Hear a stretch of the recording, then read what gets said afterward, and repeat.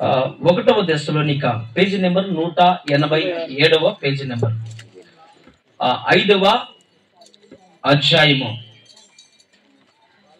16, 18, 19, 21, 22 కలిసి ఉంటాయి ఇవి.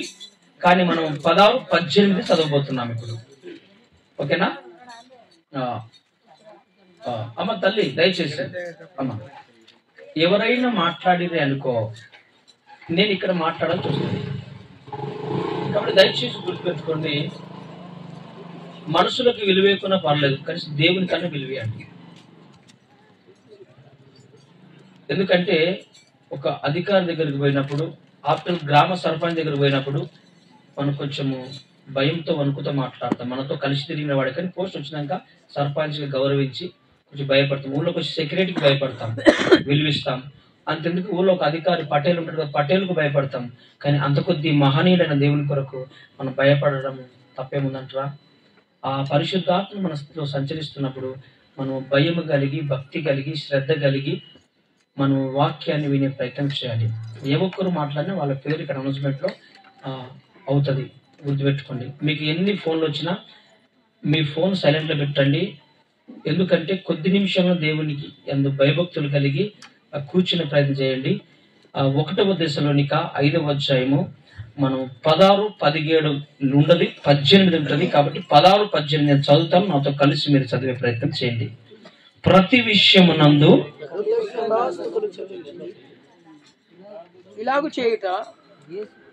ఫస్ట్ నేను డక్అవుట్ అయిపోతే ఎట్లా? నేను నాతో పాటు మీరు చదవండి అని చెప్పిన, నాతో మీరు ముందు ఎట్లా?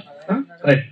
ప్రతి విషయమందును కృతజ్ఞతాస్తుతులు చెల్లించుడి, ఇలాగు చేయుట యేసుక్రీస్తునందు మీ విషయములో దేవుని చిత్తము. మహాగణుడా, మహోన్నతుడా, పరిశుద్ధుడా, ప్రేమ కలిగిన మా కన్న తండ్రి, నీవు ఈ గ్రంథములో నుండి మాతో, నాతో, మా అందరితో మాట్లాడి నీ సెలవు సాటును మరుగుపరుచుకోమని యేసు క్రీస్తు నామములో అడిగి వేడుకుంటున్నాం మా పరమ తండ్రి. ఆమేన్. మంచిది. కుడికి వచ్చిన మీ అందరికీ మరొకసారి నా యొక్క నిండు వందనాలు. ఇప్పుడు ఎవరైనా కింది నుంచి చదివే ప్రయత్నం చేయండి. ఎవరైనా ఒక్కరు చదవండి. 16, 18 కలిసి ఉంటుందన్న చదవండి. ఇప్పటిదాకా చదివిన మాటనే చదవండి. నేను చదువుకోవాలా మరి లేకపోతే? రైట్. చూడండి. ప్రతి విషయమందును కృతజ్ఞతాస్తుతులు చెల్లించుడి, ఇలాగు చేయుట యేసుక్రీస్తునందు మీ విషయములో దేవుని చిత్తము. ప్రతి విషయమందు ఆ దేవాది దేవునికి కృతజ్ఞతాస్తుతులు చెల్లించుడి అన్నాడు వాక్యములో గ్రంథకర్త. అదే రీతిగా అలాగు చేయుట అది దేవుని చిత్తము అని విధంగా రాసుకున్నాడు ఈ దశలోనిక గ్రంథకర్త. అంటే పౌలు మన అపోస్తలుడైన పౌలు గారు ఈ యొక్క దశలోనిక సంఘానికి ఒక మాట రాస్తున్నాడు. మనం ఏంటంటే పెద్ద పెద్దవి అయితేనే కృతజ్ఞతాస్తుతులు చెల్లించాలనుకుంటాం, కానీ ప్రతి చిన్నదానికి, చిన్నదైనా పెద్దదైనా ఖచ్చితంగా దేవునికి స్తుతులు చెల్లించే బిడ్డలుగా మనం ఉండుదుగాక. ఆమేన్. హల్లెలూయా. అయితే అది చిన్నదైనా పెద్దదైనా మనం ఖచ్చితంగా దేవునికి స్తుతులు చెల్లించే వారమై ఉండాలి. ఎందుకు అని మనం ఆలోచన చేస్తే, దేవుడు ఇంత మంచి జీవితాన్ని, ఇంత మంచి లైఫ్ను, ఆరోగ్యాన్ని, ఆయుష్ను మనకిస్తున్నందుకు దేవునికి ఎంతగానో మనము రుణపడి ఉండాలి. వాస్తవానికి మన దేశంలో ఆహారం లేక సంవత్సరానికి 7,000 మంది చనిపోతున్నారు. సంవత్సరానికి 7,000 మంది ఆహారం లేక చనిపోతున్నారు. దేవుని మహాకృపను బట్టి 3 పూటల సమృద్ధి అయిన ఆహారం మనకు అనుగ్రహిస్తున్నాడు. ఆయన నామానికి మహిమ కలుగును గాక. మన దేశంలో దినానికి 7,000 మంది ఆహారం లేక చనిపోతున్నారు. అందుకే భోజనము చేసినా, పానీయము చేసినా నువ్వు దేవునికి స్తుతులు చెల్లించి చేసుకోవాలా. ఏ స్థితిలో ఉన్నదో అది నీ కారము రెట్టయినా, నువ్వు ఇంట్లో ఏది కలిగినా దానికి యేసు నామములో, ప్రభువా నాకు ఇచ్చినందుకు నీకు వందనాలయ్యా, నీకు స్తోత్రాలు ప్రభువా అని నువ్వు స్తుతులు చెల్లించి ఆ 2 ముద్దలు నువ్వు నీ కడుపులో పెట్టుకోవాలి. ఎందుకంటే ఇది లేక ఎంతో మంది ప్లాట్ఫారాల మీద, గుడిసెలలో, రైల్వే ట్రాకుల మీద, ఆ యొక్క బ్రిడ్జిల కింద చచ్చిపోతున్నారండి, ఒక్క పూట లేక. కానీ మహాకృపను బట్టి దేవుడు సమృద్ధిగా 3 పూటలు నువ్వు వద్దన్నా ఇస్తున్నాడు. ఎందుకంటే ఆయన అంత మంచి దేవుడు. అందుకే జాగ్రత్త గుర్తుపెట్టుకోవాలా. ఒక్క పూట ముద్ద అన్నం పెట్టడానికి, ఒక్క పూట అన్నం కొరకు జ్యేష్ఠ నత్తుకుని భ్రష్టుడు బైబిల్లో ఉన్నారు. ఎవరైనా? ఏషావు లాంటి భ్రష్టత్వం మనకు ఉండకూడదని బైబిల్లో రాయబడింది. నీకు దేవుడు ఇంత గొప్పగా దీవించినంటే ఒక నలుగురికి నువ్వు అన్నం పెడతావని దేవుడు దీవించాడు. ఒక నలుగురికి నువ్వు భోజనం పెడతావని నిన్ను మహాకృపలో నిలబెట్టుకున్నాడు. కానీ నువ్వు దయచేసి నువ్వు ఇతరులకు పెట్టకున్నా పర్లేదు, కానీ కనీసం దేవుడు ఇచ్చిన దానికన్నా ఈ పూట మనము కృతజ్ఞతలు చెల్లించే బిడ్డలమై మనం ఉండాలి. ఇంకొక మాట మీకు ముందుకు నడిపిస్తాను చూడండి. మన దేశంలో ఆహారం లేక 7,000 మంది చనిపోతే, జాగ్రత్త గుర్తుపెట్టుకోండి, కరోనా వచ్చింది కదా ఒక 2-3 సంవత్సరాల క్రితం. మనం కొంచెం వెనక్కి వెళ్తే, కరోనా రాకముందు 5,000 మంది అనేకమైన రోగాలు కూడా చనిపోయారు దినానికి. గుర్తెరగాల, కరోనా రాకముందు. కానీ కరోనా వచ్చినాక 27 లక్షల మంది చచ్చిపోతున్నారు. ఎందుక? అనేకమైన రోగములో దోమ కాటుకు చచ్చిపోతున్న వారి సంఖ్య ఎక్కువ అండి. దోమ కాటు, పాము కాటు కదండి, దోమ కాటుకు మన దేశంలో 27 లక్షల మంది చచ్చిపోతున్నారు. 2 కోట్ల మంది హాస్పిటల్ చికిత్స పొందుతున్నారు. 27 లక్షల మంది దినానికి చనిపోతున్నారు. దేని ద్వారా అంటే దోమ కాటు వల్ల. డెంగ్యూ, చికెన్ గున్యా, ఈ మెదడు వ్యాపు లాంటి రోగాలు వచ్చి చచ్చిపోతున్నారు. అలాంటి దోమలు నేను ఎన్నిసార్లు కలవలేవు ఒకసారి గుర్తుపెట్టుకోండి. ఎన్నిసార్లు కలవలా, అయినా నీకు ఏ రోగము రాకుండా, ఏ వ్యాధి రాకుండా, ఏ మెదడు వ్యాపు రాకుండా, ఏ చికెన్ గున్య రాకుండా, ఏ డెంగ్యూ రాకుండా దేవుని మహాకృపను బట్టి నిన్ను కాపాడుతున్నందుకు దేవునికి స్తుతులు చెల్లించాలా వద్దా? ఒక దోమ కాటు వల్ల చచ్చిపోయిన ది గ్రేట్ అలెగ్జాండర్ దేని ద్వారా చచ్చిపోయాడు? ఒక దోమ కాటు ద్వారా చచ్చిపోయాడు. ఒక చిన్న దోమ. ప్రపంచాన్ని జయించిన మహనీయుడిగా నిలబడ్డ ఒక ది గ్రేట్ అలెగ్జాండర్ గారు ఒక దోమ కాటు వల్ల చనిపోయిందండి. చిన్న దోమ పెద్ద ప్రాణాన్ని తీసేసింది. ప్రపంచము ఆయన నడువని, ఆయన గుర్రము కాలు పెట్టిన స్థలము లేదంట ప్రపంచంలో.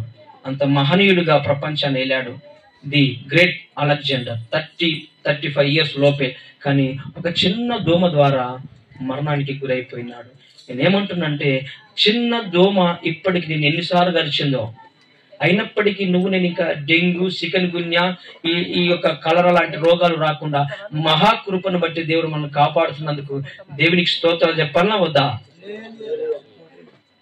చెప్పాలంటే మన స్తోత్రాలు చెప్పాలనా వద్దా? హల్లెలూయా. మంచిది, దేవునికి మహిమ కలుగును గాక. జాగ్రత్తగా గుర్తుపెట్టుకోండి, కొన్ని లేఖన గ్రంథాల నుంచి దేవుడు మనతో మాట్లాడడానికి ఇష్టపడుతున్నాడు. ప్రతి ఒక్కరికి దేవుడు మంచి ఇల్లు ఇచ్చాడు, మంచి కుటుంబం ఇచ్చాడు, మంచి భార్యను ఇచ్చాడు, మంచి సంతానం ఇచ్చాడు. నాకు దేవుడు ఇచ్చాడు ఇల్లు అంటారు, కానీ ఇంట్లో ఎప్పుడైనా వేసే ఆరాధన జరిగిందంటవా? ఇది దేవుని వల్ల నాకు ఏర్పడబడిన గొప్ప గృహము అని అంటాం. ఇది దేవుని శరీరం, వేరొకటి కాదంట. కానీ ఈ శరీరాన్ని బట్టి, ఈ అవయవాలను బట్టి దేవుని ఎప్పుడైనా స్తుతించినవా? లేదా దేవుని ఎప్పుడైనా నీ కుటుంబంలో సంఘముగా, సంఘ బిడ్డలుగా, సంఘ పెద్దలుగా, పరిచారకులుగా పిలిచి ఎప్పుడైనా నీ ఇంటిలో నెలకో వారానికో నువ్వు ఒక కృతజ్ఞత కూడిక పెట్టుకున్నావా? పెట్టుకోకపోతే ఈ 2025 నీకు ఒక శుభవార్త. నువ్వు అట్టి మనసు కలిగి ఉండాలని ప్రభు ఈరోజు నీతో మాట్లాడుతున్నాడు. ఎందుకంటే మహాకృపను బట్టి దేవుడు మనకి చక్కటి ఆరోగ్యాన్ని, ఆయుష్ను అనుగ్రహించున్నాడు. ఈ ఇందులో నుంచి 3 విషయాలు మీతో మాట్లాడతాను. దేనికి కృతజ్ఞతలు చెల్లించాలి, ప్రతిదానిక దేనికి అనేది ఒక 3 విషయాలు మీ ముందుకు తీసుకొచ్చి నేను వర్తమానాన్ని ముగిస్తాను. మధ్యలో అవకాశం ఉంటే, నాకేమన్నా అవకాశం ఉంటే నా సాక్షి టచ్ చేసి వస్తా. ఎందుకంటే అలా చెప్తే సమయం సరిపోదు. ఇప్పుడు నేను చెప్పిన సాక్ష్యం నిజమా కాదా అనేది అంట ఇక్కడ సాక్ష్యాలు విధంగా ఉన్నాయి. నేను చిన్నప్పటిసరికి మాదిరిపల్లి ప్రాంతంలో పెరిగిన వాడిని. నేను ఆ కృష్ణన్న కుమారుడు రాజన్న అన్న పెద్ద ఆయన, నాకు పెద్దోడు, 2-3 ఏళ్ళు పెద్ద ఆయన, శ్రీనివాస్ అని నిత్యంగా బుడ్డు అని పిలుస్తాం. నా ఫ్రెండ్ శ్రీనివాస్. మేమందరం కలిసి తిరిగాం. ఎన్నోసార్లు మమ్మల్ని మందగించారు, బుద్ధి చెప్పారు. ఓ కృష్ణ అన్న. అయినప్పటికీ దేవుని మహాకృపను బట్టి దేవుడుగా ఉన్నప్పటికీ మేము దేవుళ్ళో కరెక్ట్ లేకపోయినా ఆ మాదిరిపల్లి ప్రాంతంలో ఆ పండగ క్రైస్తవులుగా జీవించిన నేను మరి దేవుని మహాకృపను బట్టి ఆయన పిలుపులో బట్టి ఈ స్థాయికి వచ్చున్నాం. మీకు అవకాశాన్ని బట్టి ఎప్పుడు నేను ముందుకు తీసుకెళ్తాను. కాబట్టి ఇప్పుడు లేఖనానికి విడిద్దాం, వాక్యాన్ని ప్రేమిద్దాం, దేవుని గణపరచుదాం. ఈ మాటల నుంచి ఒక 3 మాటలు మీకు చెప్పి నేను శ్రద్ధగా వాక్యంలోకి ముగింపుకి వస్తాను. జాగ్రత్త గుర్తుపెట్టుకోండి. కృతజ్ఞతాస్తుతులు దేనికి చెల్లించాలి అని ఆలోచన చేస్తే దేవుడు చేసిన మేలు మర్చిపోకుండా ఉండడానికి స్తుతులు చెల్లించాలి. మొదటిది ఏంటంట చెప్పాలా? ఏంది? దేనికి స్తుతులు చెల్లించాలా? దేవుడు చేసిన మేలు ఉపకారం ఏదైనా రాసుకో. దేవుడు చేసిన ఉపకారములలో నువ్వు దేన్ని మరవకుండా ఉండాలంటే ఏం చేయాలంటే దేవునికి స్తుతులు చెల్లించాలి. నేను అడుగుతున్న ప్రశ్న, ఇప్పటి వరకు దేవుడు నీకు ఇన్ని మేలు చేశాడు కదా, ఎప్పుడైనా దేవునికి స్తుతులు చెల్లించావా? మీ మౌనానికి అంగీకారం వేస్తాను. దేనికి వేస్తాం? చెల్లించడం లేదా? అది చెల్లిస్తే దేవునికి స్తోత్రం, చెల్లించకపోతే ఇప్పటి నుంచి ఆరంభించండి. దేవుడు మనం దీవించును గాక. ఈ 2025 సంవత్సరంలో ఇంతకు ముందు జీవితం ఎలా ఉన్నదో, ఎలా గడిచాదో, ఎలా నడిపించబడ్డదో, ఎలా పోషించబడ్డదో ఆ మహా తండ్రికి మాత్రమే తెలుసు. జీవిస్తున్న నీకు తెలుసు. అయినప్పటికీ దేవుని అనంత ప్రణాళిక కృపలో నిన్ను నన్ను సజీవ లెక్కను నిలబెట్టి 2025లో కృప చూపి నిలబెట్టున్నాడు. కాబట్టి ఈ 2025 సంవత్సరంలో దేవుడు చేసిన ఉపకారములకు మనము ఆయనకు ఏమీ చెల్లించాలంటే ఉన్న సమయానుకూలంగా ఆయనకు సజీవ యాగముగా సమర్పించుకున్నాను. అందుకే నీవు చేసిన ఉపకారములకు నేనేమి చెల్లింతు అని ఒక పాట ఉంటది కదా, ఎంత చక్కటి పాట. తర్వాత వాక్యం వెనక పాడుకుందాం. ఫస్ట్ స్టార్టింగ్ అదే పాట పాడినారు అనుకుంటా. కాబట్టి దేవుడు చేసిన మేలును బట్టి స్తుతులు ఏ రీతిగా చెల్లించాలో బైబిల్లో 2 మాటలు మీకు బోధిస్తాను. చూడండి, బైబిల్ గ్రంథంలో నుంచి ఒక మాట చదవగలరా? 103వ కీర్తన 103వ కీర్తనలో 2-3 వచనాలు ఒక మాట. త్వరగా చిన్న మాటలు చెప్పి నేను మధ్యలో అవకాశం ఉంటే ఒక చిన్న స్వీట్ అండ్ స్వీట్ గా అటు టచ్ చేసుకుంటూ సాక్ష్యం టచ్ చేసుకుంటూ వెళ్ళిపోతాను. నా ప్రాణమా యెహోవాను సన్నతించుము, ఆయన చేసిన ఉపకారములలో దేనిని మరవకము. ఆయన నీ దోషములన్నిటినీ క్షమించువాడు, నీ సంకటములన్నిటినీ కుదుర్చువాడు. దేవునికి స్తోత్రం. ఆ పై వచనం ఒకసారి మనం తీసుకుంటే, నా ప్రాణమా, నా ఆత్మ అనట్లేదండి. ఆత్మనేమో దేవుని స్తుతిస్తే ప్రాణమేమో పోయిరాడ బయటికి అంటది. స్తోత్రం చెప్తారు ఒకసారి. ఆత్మనేమో ప్రభును ఆరాధించమని ఉరుకుతుంటే అప్పుడే ఫోన్ వచ్చినప్పుడు ఆత్మ దేహం లేప సంప్రదాయ ఫోన్ లేకపోవాడు, ఎవరు అర్జెంట్ ఫోన్ చేసుకోవాలన్నాడు. ఆత్మ ఒకటి వేస్తే ప్రాణం ఒకటి చెప్తా ఉంటది. అందుకే దావీదు అంటున్నాడు, ఆత్మ దేవుని స్తుతిస్తున్నది కానీ నా ప్రాణముతో గిరంగా దేవుని స్తుతిస్తుంది. నా ప్రాణమా యెహోవాను సనుతించుము, ఆయన చేసిన ఉపకారం కొన్నిటిని మరొకనడా అన్నిటిని అనడా. దేనిని మరి ఎన్ని మర్చిపోయినావు నువ్వు? నువ్వెన్ని మర్చిపోయినావు తెలుసా? నీకే లెక్కలేదు. అయినప్పటికీ మహాకృపను బట్టి దేవాది దేవుడు ఇప్పుడు నిన్ను నన్ను సజీవ లెక్క నిలబెట్టిన ఆయన స్తోత్రాలు చెబుతాం ఒకసారి. హల్లెలూయా. ఏది మరవకుండా మనం ఆయన నామాన్ని స్తుతిస్తూ ఆరాధిస్తూ ముందుకు సాగాలి. దావీదు అంటున్నాడు, ఆయన చేసిన ఉపకారములలో దేనిని మరుగుపరచక దాపెట్టక నీవు ఆయన్ను స్తుతిస్తూ ఆరాధించాలని ఆ మహాభక్తుడు దావీదు గారు మనకు బోధిస్తున్నాడు. కాబట్టి ఎవరైనా ఏదైనా మనకిస్తే మనం ఏం చెప్తామండి? మన చేతాక్తే ఈ చిన్నపాటిది జ్ఞానం ఉంటది కానీ ఆ పెద్దపాటిది మనకు సోయం ఉండదు. స్తోత్రం చెప్తారు ఒకసారి. సారీ బ్రదర్ అంటాం. వాడు మళ్ళీ ఉరుములు చూస్తే సారీ చెప్పినా కానీ అట్లా ఉరుములు చూసి కొడతాయని అని వీడియో కొట్టి నీకు పోతాడు. కానీ ఒకవేళ ఏదైనా నీళ్ళే కానీ ఛాయ్ ఇస్తే కృతజ్ఞత కలిగిన వాళ్ళు థ్యాంక్స్ సిస్టర్ బాగా పెట్టారంటారు, లేదంటే ఈ అమ్మాయి ఏందిరా నాయన అంటూ ఫీల్ అవుతా ఉంటారు. కాబట్టి ఛాయ్ ఇచ్చినా చక్కటి మనసుతో థ్యాంక్స్ సిస్టర్ లేకపోతే థ్యాంక్ యూ బ్రదర్ అని చెప్పాలా. ఒకవేళ చేతి అనుకోకుండా తాకితే సారీ బ్రదర్ అని చెప్పాలి. ఇంత పాటి జ్ఞానం మనకున్నప్పుడు మరి దేవుడు పెద్ద పెద్ద మేలు చేసి మరణాంశం నుంచి బయటకు తీసుకొచ్చినాక అసలు నువ్వు బ్రతకడానికి యోగ్యతనే లేనప్పటికీ ఆయన మహాకృపను బట్టి నేను బ్రతికిస్తే దేవునికి ఏ పాటి థ్యాంక్స్ చెప్పాలా, ఏ పాటి స్తుతులు చెల్లించాలి?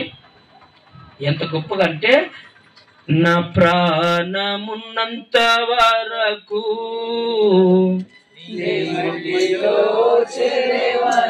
ఎప్పటిదాకానంట మట్టిలో మళ్ళా మహిమలో చేరేంత వరకు మనం అంటే ఎలా తీరిందంటే మళ్ళా ఎప్పుడు అమాస పుణ్యానికి మళ్ళీ ఎప్పుడో అయినప్పటికైనా మహాకృపను బట్టి దేవుడు జ్ఞాపకం చేసుకొని ఇంత చక్కటి ఆరోగ్యము.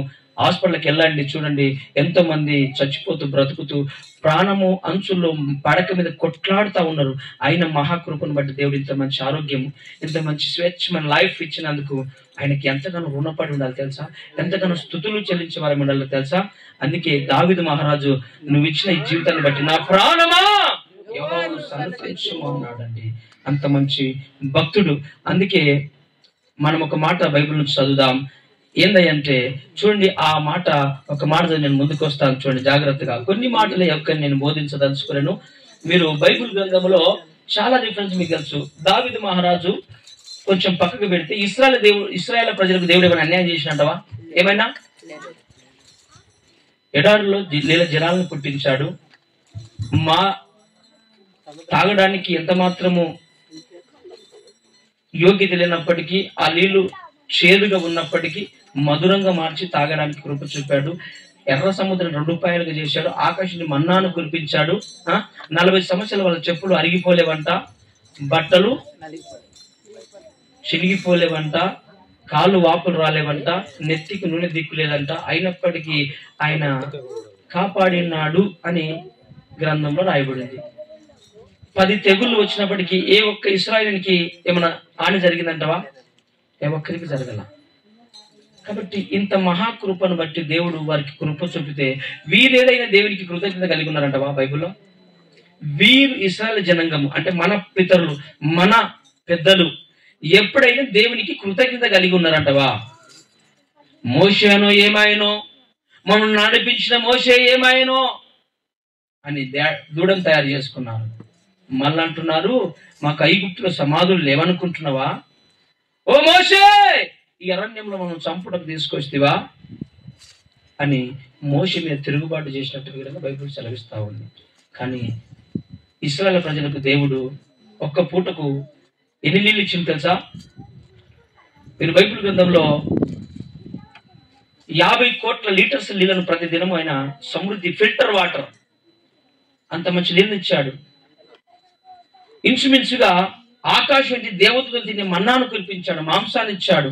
అయినప్పటికీ కృతజ్ఞత లేని బ్రతుకు వారు బ్రతికితే దేవుడు యెషయా గ్రంథం 1వ అధ్యాయం 2వ వచనం ఏమంటాడు చదవండి ఒకసారి.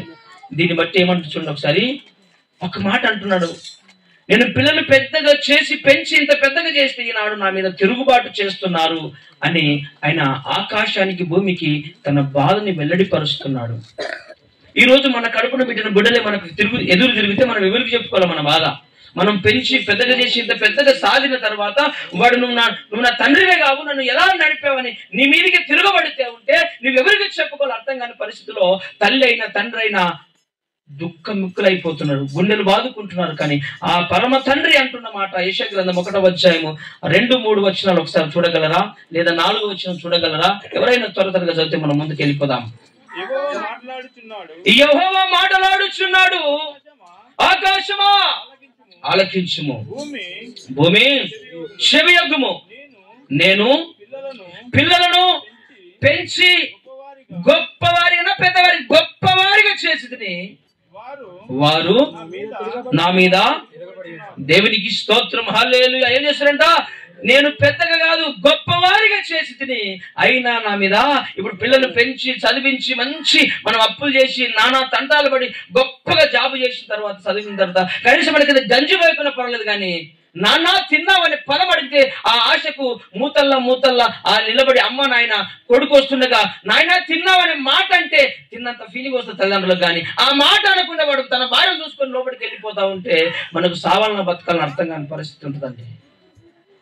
ఆయన అంటున్నాడు, నేను పిల్లలు పెంచి పెద్దవారిగా గొప్పవారిగా చేసి ఇప్పుడు నా మీద తిరుగుబాటు చేస్తున్నాడు. అంత దుఃఖపడుతుంటే ఆకాశానికి భూమికి ఎందుకు చెప్తుంటే తెలుసా దేవుడు? సర్వలోక మానవాళి ఆయన మాట వింటున్నది కానీ ఒక మానవుడు మాత్రమే మాట వింటున్నాడు. కాబట్టి ఆకాశమా భూమి చెవియగు అని దుఃఖపడుతూ మన పరిశుద్ధాత్మ పరమ తండ్రి ఏడుస్తున్నట్టు రాయబడింది. కొందరు తల్లులు ఎంతమంది ఏడుస్తున్నారు బిడ్డల కొరకు, కొందరు తల్లులు ఎంతమంది కుమారుల కొరకు ఏడుస్తున్నారు. ఈ రాత్రి మోకరించి ఏడుస్తున్నారు, ఉదయమే ఏడుస్తున్నారు. ఆడు ఎప్పుడు బాగుపడతాడో, ఎప్పుడు బాగుపడతాడో, ఎప్పుడు ప్రయోజనం అవుతాడో అని ఆ తల్లి తన బాధను దుఃఖమింగుకుంటూ పైకి నటిస్తూ కడుపులో బాధ పెట్టుకొని సంతోషంగా బ్రతకలేక సావలేక తన జీవనాన్ని కొనసాగిస్తున్న తల్లులు ఎంతమంది లేరు, ఎంతమంది తండ్రులు లేరండి. చెప్పుకోవడానికి 4 కొడుకులంట, చెప్పుకోవడానికి 4 బిడ్డలంట. కానీ ఎవడు తిన్నావు నాన్న అంటోలేడు, తిన్నావు తల్లి అంటోలేడు. కనీసం జ్వరం వస్తే గోలివ్వడానికి నాకు ఇష్టపడట్లేదు. ఒక దినం నీకు జ్వరం వస్తే నువ్వు పక్క బట్టలో టైలెట్ పోసుకుంటే ఆ పచ్చి బట్టలు వారు కింద గుంజుకొని పొడి బట్టలు కింద వేసి నేను పక్కన గుంజుకొని నీ ముడ్డి గడిగితే సాగితే ఈరోజు నీవు ఏం చేస్తున్నావు? నీ తల్లికి తండ్రి కనీసము పట్టెడు అన్నం పెట్టకుండా పర్వాలేదు కానీ కనీసము నోరారా నాన్న ఎలా ఉన్నామని అడగలేని దౌర్భాగ్య స్థితిలో ఈరోజు క్రైస్తత్వంలో ఉన్న మనము, సమాజంలో మనం ఉన్నాము. కాబట్టి దేవుడు అంటున్నాడు, ఆకాశమా దేవుడు ఇంత మేలు చేస్తే ఒక్కరికి కృతజ్ఞత లేదండి. ఏ ఒక్కరికి కృతజ్ఞత లేని బ్రతుకుతుంటే అంటున్నాడు, గాడిద తన సొంత దొడ్డిని ఎరుగును, ఎద్దు తన కామాందుని ఎరుగును, కానీ ఇశ్రాయేలు ప్రజలకు తెలివి లేదు, విమోచించరు అని మాట్లాడుకుంటూ వస్తున్నాడు ఆ దేవాదేవుడు. ఈరోజు దేవుడు నీతో కూడా మాట్లాడుతున్నాడు. అందుకే తల్లిదండ్రులను గౌరవిస్తే నీకు దీర్ఘాయుష్య వస్తుందని వాక్యం సెలవిస్తా ఉంది. దీర్ఘాయుష్యమంతుడు నువ్వు ఒక్క రోజు బ్రతకాలన్నా ఈ భూమి మీద నువ్వు రావడానికి దేవుడు మహాకృపని కాదంట. కానీ ఆ దేవుడు ఉంటే సరిపోదు, ఆ దేవుడితో పాటు నీ తల్లి ఉన్న కాబట్టి భూమి మీదకి వచ్చింది. నీ తల్లి మీడియేటర్ ఈ భూమి మీదకి రావడానికి, నీ తండ్రి మీడియేటర్, పరలోకానికి మలపోవాలంటే యేసు ప్రభు మీడియేటర్. కానీ ఈ భూమి మీదకి నువ్వు రావడానికి మధ్యవర్తి ఎవరు తెలుసా? నీ తల్లి నీ తండ్రి. వాళ్ళే కనుక ఈ భూమి మీద లేకపోతే నీకు జన్మనే లేదు. కాబట్టి కనీసము నువ్వు పట్టి అన్నం పెట్టుకున్న పర్లేదు కానీ కనీసం తిన్నవా అన్నాను, ఓ పళ్ళ బియ్యం వేయకున్న పర్లేదు కానీ పట్టి అన్నం పెట్టి నువ్వు వాళ్ళ దీవెన పొందుకుంటే నువ్వు దీర్ఘాయుష్యమంతుడు అవుతావని బైబిల్ సెలవిస్తా ఉంది. కాబట్టి తల్లిదండ్రులను దూషించే వాడిని దీపం కారు చీకట్లో ఆరిపోతాని బైబిల్ సెలవిస్తా ఉంది. కాబట్టి నువ్వు దీర్ఘాయుష్యమంతుడు బ్రతకాలంట. ఒక 70-80 ఏళ్ళు నువ్వు బ్రతకాలంటే ఎవరి ఆయుష్ కావాలి తెలుసా? అందుకే తల్లిదండ్రుల కాలు మొక్కితే వాళ్ళు అంటున్న మాట ఏం తెలుసా? నా ఆయుష్ పోసుకొని నువ్వు 100 ఏళ్ళు బ్రతుకున్నాను అంటది. ఏ తల్లి అయినా కడుపు విషయం పెట్టుకొని నువ్వు చచ్చిపోరని అసలు అన్నది.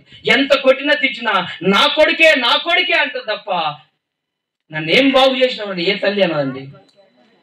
నీ నుంచి ఏం ఎక్స్పెక్ట్ చేయదు తల్లిదండ్రులు, కానీ నీ ప్రేమను ఎక్స్పెక్ట్ చేస్తుంటారు. కాబట్టి వాళ్ళకు జన్మనిచ్చినందుకు నువ్వేం చేయాలంటే కృతజ్ఞుడవై ఉండాలి. వాళ్ళకు నేను పోషిస్తున్న దేవునికి నువ్వు కృతజ్ఞుడవై ఉండాలని ఈ యొక్క మధ్యాహ్న కలశం దేవుడు నీతో నాతో మాట్లాడుతున్నాడు. కాబట్టి దయచేసి గుర్తుపెట్టుకోండి. 147వ కీర్తన 1 వచనం చదవండి ఒకసారి. త్వరగా ముందుకెళ్దాం, త్వరగా మాట్లాడండి. 147వ కీర్తన 1 వచనం ఒకసారి చదవండి త్వరగా. యెహోవాను స్తుతించుడి, యెహోవాను స్తుతించుడి, మన దేవునికి స్తోత్రగానము చేయటం మంచిది, అది మనోహరము. దేవునికి స్తోత్రం. ఈ ప్రపంచంలో ఏది మంచిదని నువ్వు ఆలోచన చేస్తే నువ్వు ఇల్లు కట్టడము, నువ్వు పొలాలు సంపాదించడము కాదండి. ఈ రోజు ఏది మంచిదని నువ్వు ఆలోచన చేస్తే యెహోవాకు స్తుతులు చెల్లించడమే అది మంచిది అని బైబిల్ సెలవిస్తా ఉంది. మీకు అదే 148 కీర్తన తర్వాత చదువుకోండి, 1 నుంచి 13 వరకు తర్వాత చదువుకోండి. ఏమంటారు తెలుసా? అక్కడ ఆకాశము, భూమి, పక్షులు, జంతువులు, కొండలు, లోయలు, ప్రపంచంలో ఉన్న ప్రతి ఒక్కటి అంటే దేవుని స్తుతిస్తున్నాయంట. కానీ నరమాతులుగా మాత్రం ఎంత మాత్రం దేవుని స్తుతిస్తలేరంట. అందుకే 11వ వచనం ఒకసారి చదవండి, 11-12 వచనం చదవండి. 148వ అధ్యాయంలో కీర్తన గ్రంథంలో ఒకసారి 11-12 వచనం చదవగలరా? చదవన్నా ఎవరైనా గట్టిగా త్వరగా చదవండి. 48. భూరాజులారా, సమస్త ప్రజలారా, భూమి మీద ఉన్న అధిపతులారా, సమస్త న్యాయాధిపతులారా, యెహోవాను స్తుతించుడి.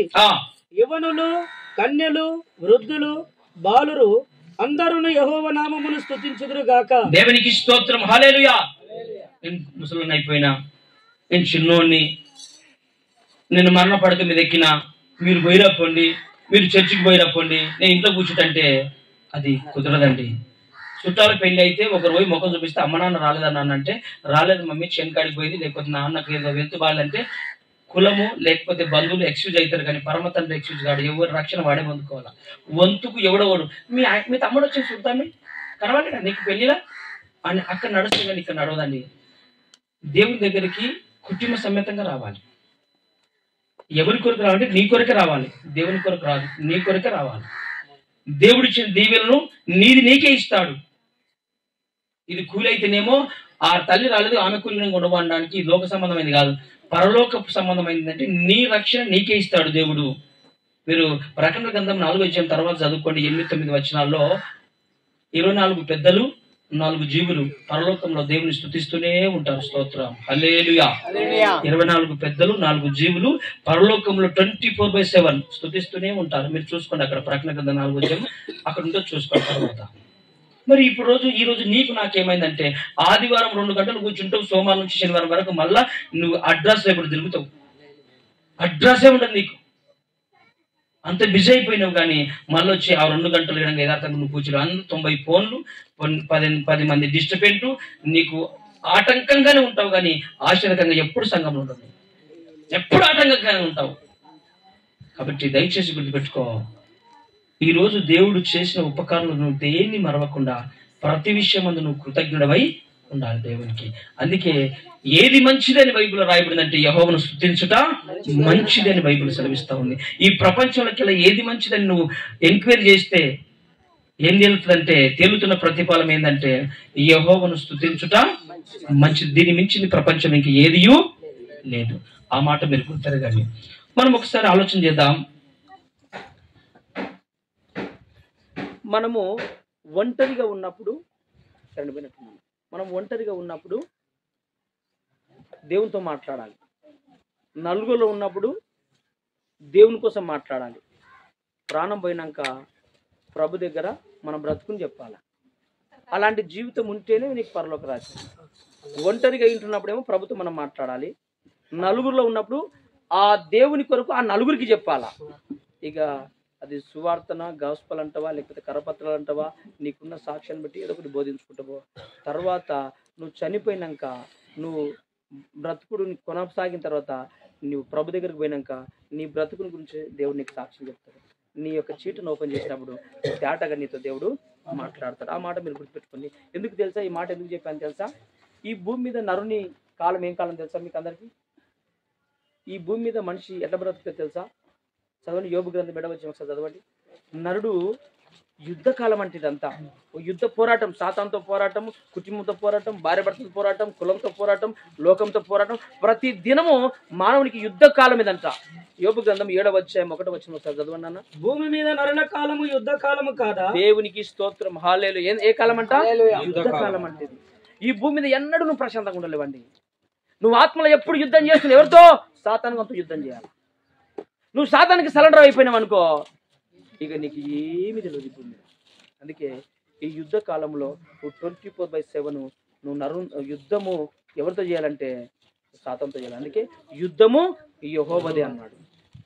నీ యుద్ధము యెహోవాది కావాలంటే నీ హృదయంలో యేసు ప్రభులకు స్థానం ఇవ్వాలి. అందుకే నరుని బ్రతుకు ఈ భూమి మీద ఏందంట? యుద్ధకాలం. ఏ యుద్ధ కాలము? సంపాదన, ఫుడ్, భార్య, పిల్లలు కాదండి. సాతానుతో ఒక యుద్ధం చేయాలి. వాడు ఎప్పుడైనా నిన్ను మింగడానికి, ఎప్పుడైనా పడేయడానికి ఎన్ని పన్నాగాలు పడుతుంది తెలుసా, ఎన్ని ప్రయత్నాలు చేస్తుంది తెలుసా. అందుకే నువ్వు వానికి దొరకకుండా యుద్ధము చేస్తున్నా. యుద్ధం అనగా నువ్వు మోకరించి వానితో కొట్లాడుతూనే ఉండాలి, నువ్వు పోరాడుతూనే ఉండాలా. అందుకే నీకు జీవితంలో విజయం ఇస్తారు దేవుడు. అందుకే నువ్వు ప్రతి విషయం మందు దేవునికి స్తుతులు చెల్లిస్తూనే ఉండాలి. కాబట్టి 1 దినవృత్తాంత గ్రంథం 17వ అధ్యాయం 16వ వచనం దావీదు మహారాజు ఏమంటాడు ఒకసారి చూడండి. దావీదు ఇట్లా అంటాడండి, చదవండి ఒకసారి. మాట అద్భుతంగా అంటాడు. ఈ మాట ప్రతి ఒక్కరు మనం చెప్పాలండి. ఈ మాట మనం ప్రతి ఒక్కరు చెప్పాలి. దావీదు మహారాజు అంటాడు చూడండి 17వ అధ్యాయం 16వ వచనంలో 1 దినవృత్తాంత గ్రంథంలో ఏమంటాడు ఒకసారి చదవండి అన్న. చదవండి ఏమన్నాడు చూడండి ఒకసారి. ఇంకొక 2-3 నిమిషాలు చదవండి అన్న. 1 దినవృత్తాంతం 17:16 నాన్న. రాజైన దావీదు వచ్చి యెహోవా సన్నిధిని కూర్చుండి ఇలాగు మనవి చేసెను. దేవా యెహోవా, నీవు నన్ను ఇంత హెచ్చు స్థితిలోనికి తెచ్చుటకు నేను ఎంతటి వాడను? నా ఇల్లు ఏ మాత్రపుది? దేవా, ఇది నీ దృష్టికి స్వల్ప విషయమే. దేవునికి స్తోత్రం హల్లెలూయా. ఈ మాట చెప్పగలము మనం? ఈ మాట ఎప్పుడు చెప్పగలము మనం? అసలు చెప్పలేమండి. ఎందుకు తెలుసా? ఈ మాట ఎక్కువ శాతం మనం చెప్పలేకపోతాం. ఎందుకు తెలుసా? దేవుని కృపలో ఈ మాట చెప్పడానికి మనకి ఇష్టం ఉండదు ఎక్కువ శాతం. ఇంత గొప్ప ఇల్లు కట్టినవని మరి ఏమనుకున్నాను నేను అంటాడు కానీ దేవుని మహాకృపను బట్టి నేను కట్టుకున్నాను ఒక్కరు చెప్పు. ఇంట్లో ఉన్న సోఫా సెట్ చూపిస్తావు, ఇంట్లో డెకరేషన్ చూపిస్తావు, బాత్రూమ్ చూపిస్తావు, బెడ్రూమ్ చూపిస్తావు, కిచెన్ చూపిస్తావు, కానీ దేవుని మహాకృపను పెట్టాను ఒకసారి మా ఇంట్లో ప్రేయర్ పెడదాం ఎప్పుడు అన్నాను. ఎందుకు తెలుసా? దేవుని ఎప్పుడూ మర్చిపోయినావు, కానీ ఆయన ఇంకా నువ్వు జ్ఞాపకం చేసుకుని నీకు అన్ని మంచి ఆరోగ్యం ఆయుష్ ఇస్తా ఉంటే నువ్వు ఆయన ఎప్పుడూ మర్చిపోయినావు. అందుకే అయ్యా నన్ను జ్ఞాపకం చేసుకుని నువ్వు ఏ పార్టీ వాడను, నేను ఏ పార్టీ వాడను అయ్యా. గొర్రెలు కాస్తున్న సందర్భంలో నెత్తికి నూనె లేని టైంలో నీ అభిషేకం నెత్తికి కుమరించు, కాళ్ళకు చెప్పలేని స్థితిలో బంగారు పాదం నా కాళ్ళకు తొడిగావు అయ్యా. ఆహారము లేని స్థితిలో నాకు అరణ్యములో గొర్రెల మీద తిరుగుతున్న నన్ను ఇశ్రాయేలు జనాంగాన్ని ఏడుటకు ఇంత మహా భాగ్యాన్ని నాకు ఇచ్చావయ్యా. నెత్తికి పాగలే నాకు తలకు బంగారు కిరీటాన్ని ఇచ్చినవయ్యా.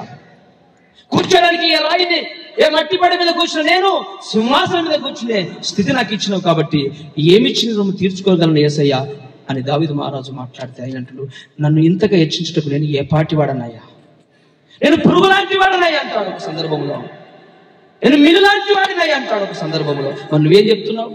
నువ్వేమనగలుగుతున్నావు? ఒకసారి ఆలోచన చేయి సహోదర సహోదరి. దేవుడు నేను ఎంతగా హెచ్చించుటకు, ఎంతగా జ్ఞాపకం చేసుకున్నకు నువ్వు దేవునికి ఏ పాటి వాడవో చెప్పగలుగుతున్నావా? దేవుని ఎంతగా నువ్వు నమ్మకంగా ఉన్నావో చెప్పగలుగుతున్నావా? నీ కష్ట జీవితంలో నువ్వు ఎంతగా దేవునికి రుణపడి ఉంటున్నావో ఒకసారి నీ మనసు సాక్షిగా ఆలోచించగలుగుతున్నావా? ఒకసారి ఆలోచించుకో. దావీదు మహారాజు అంటాడు, నన్ను ఇంతగా హెచ్చించుటకు నేను ఏ పాటి వాడనయ్యా, నా ఇల్లు ఏ పాటిదయ్యా, నా బ్రతుకు ఏ పాటిదయ్యా, ఓ మహా తండ్రి నేను ఏ పాటి వాడనయ్యా, నేను పురుగు లాంటి వాడినయ్యా, మిన్న లాంటి వాడినయ్యా అని దావీదు మహారాజు మాట్లాడుతూ అంటున్నాడు. మరి నువ్వేం చెప్పగలవు ఈరోజు? నీ అతిశయం చెప్పగలవా? నీ గర్వం చెప్పగలవా? నీకున్న బంగ్లా కొరకు చెప్పగలవా? నీకున్న తెలివి కొరకు చెప్పగలవా? నీకున్న ప్రాపర్టీ కొరకు చెప్పగలవా? నీకున్న స్కిల్స్ కొరకు చెప్పగలవా? అవన్నీ సున్నా. యెహోవా నీ పక్షం ఉంటే ఆయన హీరోగా నీ గుండెల్లో ఉండాలి. ఆయన ఉంటేనే నువ్వు హీరో అండి, ఆయన లేకపోతే జీరోతో సమానం. అందుకే దీన్ని బట్టి దేవునికి స్తుతులు చెల్లించాలి. దావీదు మహారాజు అందుకే దేవుని స్తుతిస్తూ ప్రాణం పోయేంతవరకు దేవుడు దావీదు గారిని తన రెక్కలకి ప్రతిపరుచుకున్నాడు. పాపం చేసినప్పటికీ దావీదుని విడవల దేవుడు, అయినప్పటికీ రక్షించుకుంటూ కాపాడుకుంటూ వస్తున్నాడు. ఆయన అంటున్న మాట కీర్తన 20 కదా, నేను యెహోవాను స్తుతించుట మంచిదని రాసుకున్నాడు. కాబట్టి పెట్టుకోండి. 2వ రాజుల గ్రంథంలో అద్భుతంగా ఒక మాట చూడండి. 2వ రాజుల గ్రంథం 20వ అధ్యాయంలో 12వ వచనం నుంచి ఒక 2వ వచనం చదువుతారా? అక్కడ అద్భుతంగా దేవుడు 15 సంవత్సరాలు ఆయుష్ పొడిగిస్తే తను చేస్తున్న దరిద్రమైన బ్రతుకు ఎలా ఉందో చూడండి. ఈ రోజు 2025లో యోగ్యత లేనప్పటికీ దేవుడు మనకు మహాకృపను బట్టి ఇంత మంచి జీవితాన్ని దేవుడు ఇస్తే నువ్వు నేను చేస్తున్న వైఖరి ఎలా ఉందో ఒకసారి ఆలోచన చేసుకోవాలి. నువ్వు నేను జీవిస్తున్న బ్రతుకు ఎలా ఉందో ఒకసారి దయచేసి మనం ఆలోచన చేసుకోవాలి. కాబట్టి ఒకసారి చదువుతారా? 2వ రాజుల గ్రంథము 20వ అధ్యాయము 12 నుంచి ఒక 2-3 వచనాలు చదవండి. ఆ కాలమందు బబులోను రాజును బలదాను కుమారుడనైన బెరోదక్బలదాను హిజ్కియా రోగి అయి ఉండిన సంగతి విని పత్రికలను కానుకలను అతని ఎద్దుకు పంపగా హిజ్కియా దూతలు వచ్చిన మాట విని వారిని లోపలికి రప్పించి తన నగరునందేమి రాజ్యమందేమి కలిగిన సమస్త వస్తువులలో దేనిని మరుగు చేయక తన పదార్థములు గల కొట్టును, వెండి బంగారములను, గంధవర్గములను, పరిమళ తైలమును, ఆయుధశాలను, తన పదార్థముల్లో ఉన్న సమస్తమును వారికి చూపించెను. దేవునికి స్తోత్రం. ఒకవైపు నా వైపు ఇప్పుడు హిజ్కియా మహారాజును అనారోగ్యం నుంచి బాగుపడడానికి కొంతమంది సైన్యం వచ్చింది. ఏం చేయడానికి వచ్చింది? హాస్పిటల్లో మరణబద్ధంగా పరమేశ్వరుని చూడడానికి. నేను అంటాను, హాస్పిటల్లో ఉన్న వ్యక్తులకు మనం పోయినప్పుడు ఆ రిపోర్ట్స్ అని మనం చూపిస్తే మేలా, డాక్టర్ చూపిస్తే మేలా? మనం వెళ్ళే 30 దాంట్లో మనం ఎందుకు చెప్పి హాస్పిటల్కి మాట వస్తుందని పోతాం. ఇది మూటీయడానికి కాదు, మాట వస్తుందని. ఎవరికి ప్రేమలు ఉన్నాయి ఉత్తొత్తికే. ఆడు హాస్పిటల్ వెళ్ళగా రాడు, బయట నిలబడతాడు, 2 సార్లు షాద అవుతాడు, సార్ తింటాడు, మళ్ళీ పోతాడు. అట్టే ఏంటంటే ఇట్లు నీళ్ళు ఆపాలి, ఇంటికాడ తారమేసాడు, బెల్లెమెట్టాడు అంటాడు. ఎందుకు వచ్చిన అంటే ఆడు చూడడం అని వాళ్ళకి అసలు. ఎందుకంటే మాట చూసేసినా అమ్మాయి నిమ్మలమైంది. వీడు ఏం బిల్లు కట్టాడు, అసలు వీడు బతుకుతారా సస్తరాడు డాక్టర్ను అయ్యా బ్రతికించాను ప్రాధేయపడు, ప్రార్థన చేసినాడు, ఏం చేశాడు. వాడు వస్తే మమ్మల్ని మనసు మనం పెట్టుకొస్తాడు. మరి ఎందుకు పోయినాడు ఆయన అంటే మాట వస్తాను పోయిన అంతే. ఏమొస్తాని? మాట వస్తాను పోయినట్టు. మన బ్రతికి గట్టే ఉంటుంది. ఎందుకు వచ్చినాడు ఆయన చర్చికి అంటే ఆదివారం చర్చి రాకపోతే గుల మాట వస్తుంది. చర్చికి పోయి ఆదివారం ఇట్లా సందులో తిరుగుతున్నాం ఎవరే కూరగా అంటే వాడు వంతు ఇటు వచ్చి ఇటు వెళ్ళిపోతారు అంతే. ఇట్లా ప్రజెంటేషన్ వెళ్ళిపోతారు అంతే. ఇది మాట వస్తుంది వేసుకోగలుగుతాడు. కాబట్టి దాన్ని గుర్తుపెట్టుకొని ఆనాడు హిజ్కియా మహారాజుకు మరణకరం రోగం నుంచి దేవుడు విడిపిస్తే కొందరు మహనీయులు వచ్చి అయ్యా నీ ఆరోగ్యం ఎలా ఉంది, బాగున్నావా, నేను దేవుడు స్వస్థపరిచినట్టు కదా మేము విన్నాము, నువ్వు ఎలా ఉన్నావని కొన్ని కుశల ప్రశ్నలు అడగడానికి వస్తే ఆయన రోగం గురించి చెప్పిండా తన ఇల్లు అందా అని చూపెట్టిండా? చెప్పాలా? ఏం చెప్పింది తెలుసా? అయ్యా నువ్వు బాగున్నావా, నువ్వు మన్న రోగం వచ్చిందంట కదా, నువ్వు దేవాదేవుడు స్వస్థపరిచినట్ట కదా, ఆ దేవుడు గొప్ప దేవుడు అంటే కదా, ఒకసారి నేను పలకరించి చూసిపోదామని వచ్చినామంటే అవన్నీ పక్కన పెట్టి ఆయన ఏం చేశారు తెలుసా? తన ఇల్లును, తన ధనమును, తన పర్ణశాలను అంతా చూపించి ఏది మరుగుపరచకుండా అన్నిటినీ చూపిస్తుంటాడు. ఇది రైట్ రాంగా? దేవుడిచ్చిన మహాకృపను బట్టి ఇల్లుని బట్టి నువ్వేం చేయాలి తెలుసా? ప్రతి నెల మానక తప్పక గృహకుడికి పెట్టుకోవాలి. ప్రతిసారి నీ ఇంట్లో పరిచారకుల కాలు పడాలి, దైవజనుల కాళ్ళు పడాలి, నీ సంఘ బిడ్డల కాలు పడాలి నీ ఇంట్లో. అది నీకు ఆశీర్వాదం, అది నీకు ఘనత.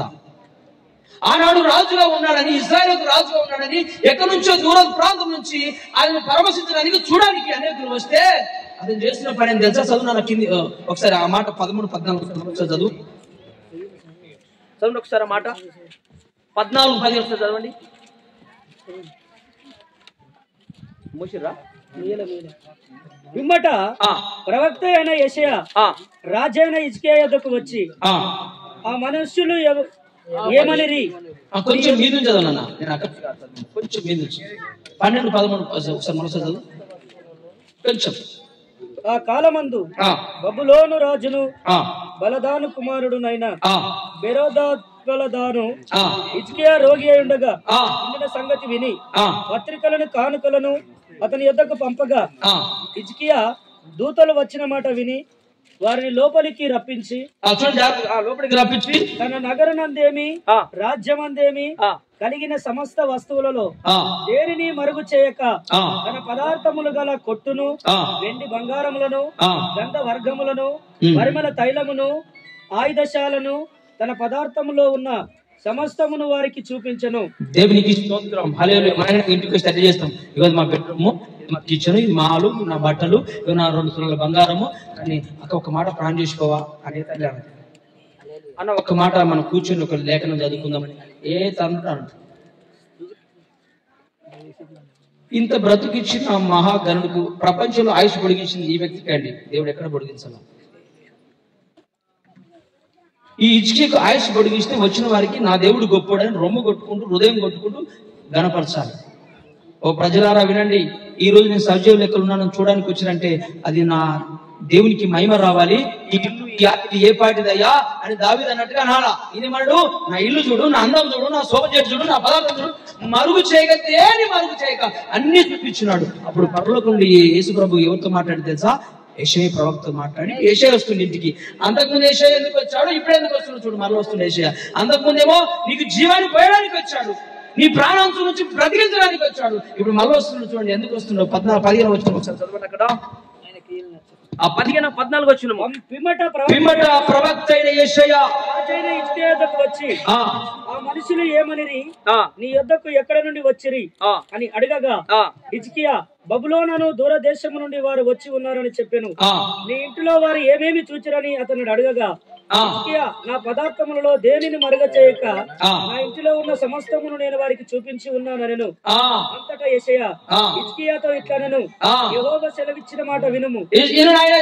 ఒకసారి చెప్తున్నా. ఇప్పుడు ఈ రోజు అతిశయపడుతున్నా, నీవు బిల్డింగ్ ఉందని, నీకు రకరకాల అవి ఉన్నాయి ఇవి అని ఇలా అతిశయపడుతున్నావేమో.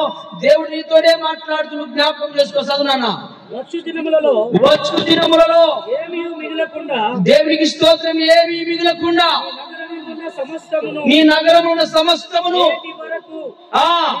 సమకూర్చిన దాన్ని పెట్టిన దంతయు బబులోను పట్టణమునకు ఎత్తుకొని పోబడునని. దేవునికి స్తోత్రం. హల్లెలూయా. ఎవరు సెలవించారంట?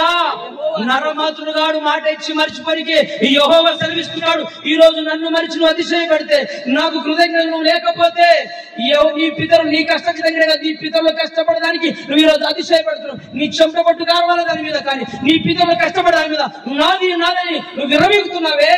వచ్చే ఏట కల్లా యెహోవా సెలవిస్తున్నాడు, ఏది నీకు మరుగుపరచకుండా బబులోను సామ్రాజ్యం వచ్చి కొల్లగొట్టుకొని పోతని వాగ్దానం చేసి దేవుడు. జరిగిందా లేదా? మరి జరిగిందండి. ఇచ్చిన దాన్ని బట్టి నువ్వు కృతజ్ఞుడు అయి ఉండాలి, కానీ ఇచ్చిన దాన్ని బట్టి నాకు ఇంతుంది, నాకు అంతుంది, నాకు అది ఉంది అని నువ్వు విర్రవీగుతున్నావేమో. జాగ్రత్తగా పెట్టుకో. ఈ యెహోవా చూస్తున్నాడు, ఆ తండ్రి దేవుడు చూస్తున్నాడు. నీ మనసును గ్రహించే దేవుడు, నీ అంతరాత్మని గ్రహించే దేవుడు చూస్తున్నాడు. ఈ 2020 సంవత్సరం ఎందుకు అనుగ్రహించాడు తెలుసా? నీ ఆస్తిని అంతా చూసి మురడానికి కాదు, నీ జీవితాన్ని ఇచ్చింది ఆయన గణపరుస్తావని, ఆయన ఆరాధిస్తావని, ఆయన స్తుతిస్తావని, ఆయన వేణాలు కొనియాడుతావని దేవుడు నీకు అవకాశం ఇస్తే, ఈ రోజు నీ యొక్క మందబలం చూసుకొని, కులబలం చూసుకొని, నీ డబ్బును చూసుకొని, నీ అతిశయం చూసుకొని మురిసిపోయిన బైబిల్ చదివి నా బలము నా అతిశయము యెహోవాను బట్టి వస్తుంది భక్తులు మాట్లాడుతున్నాడు. నువ్వేం మాట్లాడుతున్నావు తెలుసా? నా పొలాన్ని బట్టి, నా అందాన్ని బట్టి, నా ఇల్లును బట్టి, నా కులబలాన్ని బట్టి, నీ బ్యాంకు బ్యాలెన్స్ బట్టి అతిశయపడుతున్నామో. ఈ రోజు నీతో మాట్లాడుతున్నావు, ఏది ఉండకుండా తుడిచివేస్తుండ దేవుడు. స్తోత్రం చెప్తారా? ఇచ్చిన దాన్ని బట్టి నీకు ఎందుకు ఇచ్చాడు తెలుసా?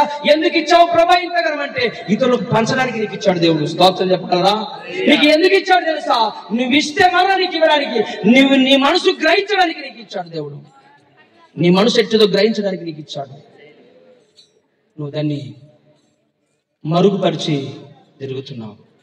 నీకెందుకు ఇచ్చింది తెలుసా? ఇంకొక మాట చెప్పనా? దేవుడు గుర్తుపెట్టుకోండి, అద్భుతమైన మాట. ఇప్పుడు తండ్రిగా మీరందరూ ఉన్నారు, మీరు తండ్రులే. ఒక రకంగా తండ్రి బజారుకు పోతాడు, పిల్లలు ప్రేమించేది ఒక పండో స్వీటో పలారం తీసుకొస్తాడండి. పిల్లలు అడగకపోయినా తండ్రి ప్రేమ అంటే పిల్లలు ప్రేమిస్తాడు కాబట్టి ఏదో పండో ఫలమో పట్టుకొస్తాడు. పట్టుకొచ్చి ఎవరికి ఇస్తాడు చెప్పాలా? ఎవరికి ఇస్తాడు అన్న? పిల్లలకి ఇస్తాడు.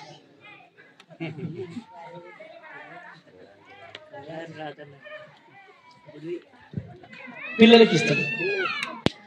చికెన్ ఏమో భార్యకి ఇస్తాడు, పండ్లేమో పిల్లలకి ఇస్తాడు. అంతే కదా? దయచేసి గుర్తు పెట్టుకోవాలా? పండ్లు పొలాలు తెచ్చి తండ్రి ఎవరికి ఇస్తాడు?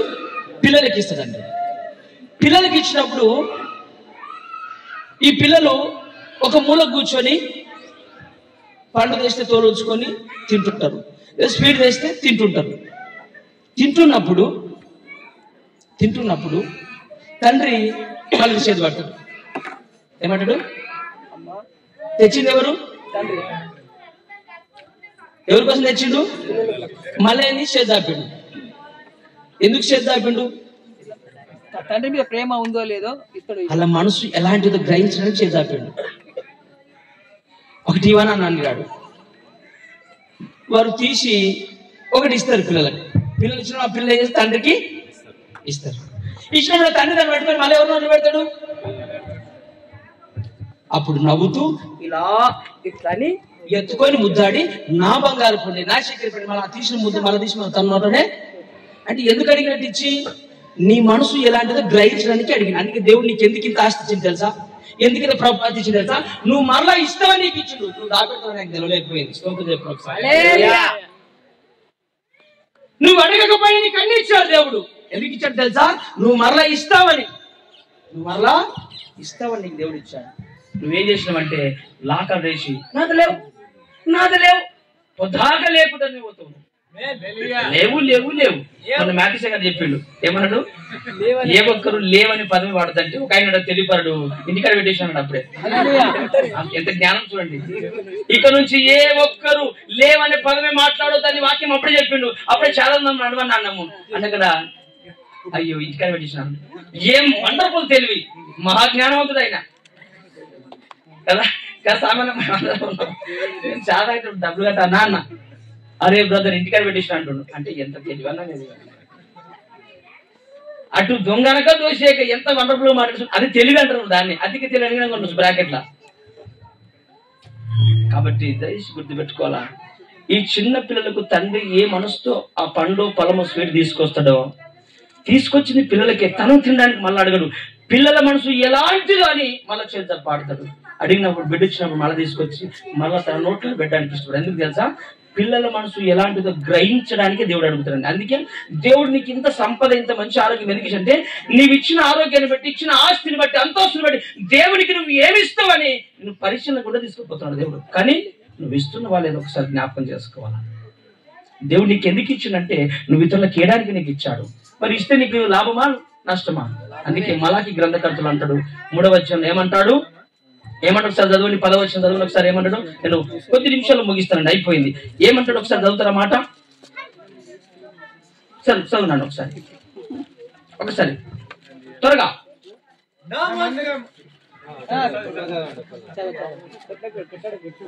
చదువున్నాను త్వరగా, అయిపోయింది, ముగిస్తాను. నా మందిరములో ఆహారం ఉండునట్లు భాగము మీరు నా మందిరపు నిధిలోకి తీసుకొని రండి. దేవునికి స్తోత్రం, హల్లెలూయా. ఏమన్నాడు? మలాకి గ్రంథకర్త ఇశ్రాయేలు జనాంగంతో అంటున్నాడు, మీరు 10వ వంతు నా మందిరంలో ఆహారం ఉన్నట్లు 10వ వంతు తీసుకొని రండి. తీసుకొస్తే నీకు నష్టమా లాభమా? కింద వచ్చి చదవండి. దీన్ని చేసి నన్ను శోధించిన ఎడల ఎందుకంటే నువ్వు ఇస్తే పిడికిలతో ఇస్తే ఆయన ఏమి ఇప్పుతాడంట? ఆకాశ వాక్యలు విప్పి పట్ట జాలనంతగా విస్తారముగా నిన్ను దేవుడు దీవించును గాక. అంత మంచి దేవుడు మన దేవుడు. నువ్వు ఇస్తే మరవని దేవుడు, మర్చిపోని దేవుడు. నువ్వు ఇచ్చి మర్చిపోవచ్చేమో, కానీ ఆయన మర్వని దేవుడు, మార్పు లేని దేవుడు. నువ్వు ఇచ్చే 10 రూపాయలన్నీ గుర్తుంటుంది, కానీ ఆయన మరవకుండా మానకుండా ఆకాశ వాక్యలు విప్పితే నువ్వు ఎత్తుకోవడానికి నీకు సంచి సరిపోదు, నీ టైం సరిపోదండి. అంత మంచి దేవుడు ఆయన. ఆయనకి ఏం తక్కువ అడుగుతున్నాడు? ఆయనకి ఏం కొనవని అడుగుతున్నాడు? ఆయనకి ఏమి కొనగలదు, నీ మనసే కంటిదని అడుగుతున్నాడు. అంతే. నువ్వు ఇస్తావా లేదని అడుగుతున్నాడు. నీకు మరలా ఇవ్వడానికి అడుగుతున్నాడు. ఆ తండ్రి పిల్లల్ని ఎందుకు అడిగాడు? నువ్వు ఇస్తావలేదు, నీ మనసు ఎట్టిదో గ్రహిస్తామని అడిగాడు. కానీ నీకు తెచ్చింది మరలా పిచ్చగా నీకు అడగడానికి రాదు. తండ్రి తెచ్చిందే నీ కొరకు, మార్కెట్లకు పోయి కొన్నదే నీ కొరకు అరటి పండ్లు. కానీ నీ మనసు ఎలాంటిదో గ్రహిస్తామని మరలా చేద్దాపాడు బిచ్చగా లేక. ఇష్టవా ఇవ్వనంటే వాడు ఇస్తే మరలా దాన్ని నవ్వుతూ సంతోషంతో తన నోట్లో పెట్టడానికి ఇష్టపడతారు. అందుకే నువ్వు ఇచ్చిన దాన్ని దేవుడు మరలా దీవించి ఆశీర్వదించి ఆకాశ వాక్యలు విప్పి పట్ట జాలంతకి ఇచ్చే గొప్ప దేవుడు అండి మన దేవుడు. స్తోత్రం చెప్తారా? అంత గొప్ప దేవుడు. అందుకే నువ్వు స్తుతులు చెల్లించాలి, నేను ఆరాధించాలి, స్తుతించాలి. దావీదు దేవుని స్తుతిస్తే తన స్థితిని మొత్తం మార్చేసిండు దేవుడు. దావీదు ఏం చేసిన దేవుడికి ఏం చేయాల? స్తుతించిందంతే, తన బ్రతుకును మొత్తం మార్చిపడేస్తాడు. ఈరోజు నీ స్థుతి నీ స్థితిని మారుస్తుంది, నీ భక్తి నీ బ్రతుకును మొత్తం మార్చేస్తుంది. అందుకే బైబిల్లో ఏముంది తెలుసా? 100వ కీర్తన 4వ వచనం ఒకసారి చదవండి అన్న. 100వ కీర్తన 100వ కీర్తన 100వ కీర్తన లేదా 100వ కీర్తన 4వ వచనం ఒకసారి చదవండి. ఒకసారి చదవండి, ఒకసారి చిన్న మాట, నేను ముగిస్తాను. కృతజ్ఞతార్పణలు చెల్లించుచు ఆయన గుమ్మములలో ప్రవేశించుడి. దేవునికి స్తోత్రం. ఏదంట? కృతజ్ఞత అర్పణలు చెల్లించుతూ ఆయన గుమ్మములో ప్రవేశించుడని రాయబడింది. ఇప్పుడు 2వ మాటగా నువ్వు కృతజ్ఞుడవై ఉండాలి. మొదటిగా ఆయన చేసిన ఉపకారం దేని నువ్వు మరవద్దు. రెండోదంటే అర్పణలు అర్పించే మంచి మనసు నీకుండును గాక. మూడోది ఏంటంటే నీకు నువ్వే ఒక కానుకగా దేవునికి సమర్పించు. ఈ 2025లో నువ్వు మనకు దేవునికి నచ్చినట్టు ఉన్నామో లేదో 24 నాకు తెలియదు, కానీ ఈ 2025లో నువ్వే ఒక కానుకగా, నువ్వే ఒక బహుమానముగా దేవునికి మనం సమర్పించుకోవాలి. ఆ మాట చదవండి, నేను ప్రార్థన చేస్తాను. చూడండి, ఆ మాట బైబిల్లో రోమా పత్రికలో ఉంటుంది. చూడండి, త్వరగా ఆ మాట చూస్తే మనము చక్కటి ప్రార్థన చేసుకొని ముందుకు సాగిపోతున్నాను. ఒకసారి చూడండి, రోమా 6వ అధ్యాయం 11వ వచనం చదువుతున్నాను ఒకసారి. అయిపోయింది, కొద్ది నిమిషాలు అన్న, ఒక 5 నిమిషాల్లో నేను ముగింపుకు వస్తాను. చూడండి, జాగ్రత్త, త్వరగా అవయములను చూడండి. దుర్నీతి సాధనములుగా పాపమునకు అప్పగింపకుడి, అయితే మృతులలో నుండి సజీవులం అనుకొని మిమ్మును మీరే దేవునికి అప్పగించుకొనుడి. దేవునికి స్తోత్రం, హల్లెలూయా. ఏంటంట? మిమ్మును మీరే దేవునికి అప్పగించుకోండి. మొదటికినేమో ఆయన చేసిన ఉపకారం దేన్ని మరుగు చేరక స్తుతులు చెల్లించాలి. రెండోది ఏంటంటే అర్పణలు అర్పించాలి. అర్పణ అనగా నీకు నువ్వు ఒక కానుకగా అర్పణగా దేవుని దగ్గరికి వెళ్ళిపోవాలి. అదే రోమ పత్రిక 12వ అధ్యాయం 1వ వచనంలో సజీవ యాగముగా మిమ్మల్ని మీరు సమర్పణ చేసుకోవాలని వాక్యం ఉంటుంది. అక్కడ సజీవ అంటే బ్రతికుండగానే, చచ్చిపోయినాక దేవుని నమ్మడం కాదు, బ్రతికుండగానే దేవుని స్తుతించాలి, బ్రతికుండగానే దేవుని కొరకు పోరాటం చేయాలి, బ్రతికుండగానే నలుగురికి స్వార్థ చెప్పాలి, బ్రతికుండగానే సేవలో వాడబడాలి, బ్రతికుండగానే మందిరానికి నువ్వు యథార్థ హృదయం కలిగి రావాలి. ఎందుకంటే ఎప్పుడు చచ్చిపోతాం మనకు తెలియదండి. ఇక్కడ కూర్చుని మనమందరం మనకు అన్ని తెలుసు కానీ మరణ డేట్ తెలియదు. కాబట్టి ఉన్నప్పుడే, ప్రాణం ఉన్నప్పుడే మన బ్రతుకును సరి చేసుకొని ప్రభు కొరకు నిలబడాలి. ఆ మాటలు అనేకమైన మాటలు ఉన్నప్పటికీ సమయం లేదు కాబట్టి నేను చెప్పలేకపోతున్నాను. ఆ ఒక్క మాట చదవండి. రోమ పత్రిక 12వ అధ్యాయం 1వ వచనం ఒక మాట చదవన్నాను ఒకసారి. కాబట్టి సహోదరులారా పరిశుద్ధమును దేవునికి అనుకూలమైన సజీవ యాగముగా మీ శరీరములను ఆయనకు దేవునికి స్తోత్రం, హల్లెలూయా. ఏంటంట? సజీవ యాగముగా మన శరీరములతో ఆయనకు సమర్పణగా మనం ఇవ్వాలి. అందుకే గ్రంథకర్త అన్నాడు, లేవికాండం 27లో మీరు తర్వాత చదువుకోండి. అక్కడ ఏమన్నాడు? దశభాగము నా సొమ్మనడా మన సొమ్మనడా? నా సొత్తు, అది నా సొమ్ము. సొమ్ము ఉంటుంది, సొత్తు ఉండదు, సొమ్ము. ఏమన్నాడు? 27లో లేవికాండం 27లో ఏమన్నాడు? 31లో యెహోవా అంటున్నాడు, దశమాంశములు అది నా సొమ్ము, మీది కాదు అన్నాడు. అందుకే మీరు ఇచ్చే విషయంలో కానీ కృతజ్ఞత అనగేంటంటే, నువ్వు కోల్గేట్ ఇప్పుడు పొద్దుగాలేసి పనులు గుర్తుందా? అతను దేవునికి 90% ఇస్తాడు. మన టాటా పేరు ఏం పేరు? టాటా కంపెనీ అధినేత రతన్ టాటా 75% అనాథలకు రాశాడు. అనాథలు అంటే ట్రస్ట్ ఉంటుంది చూడు, పేర్ల మీద ట్రస్ట్ ఉంటాయి కదా, వాటికి 75% ఆస్తులు రాశాడు. ఇంకా 35 ఎవరికి ఇచ్చాడు తెలుసా? తన ఇంట్లో పని మనిషికి ఇచ్చాడు. ఎందుకు ఇచ్చాడు తెలుసా?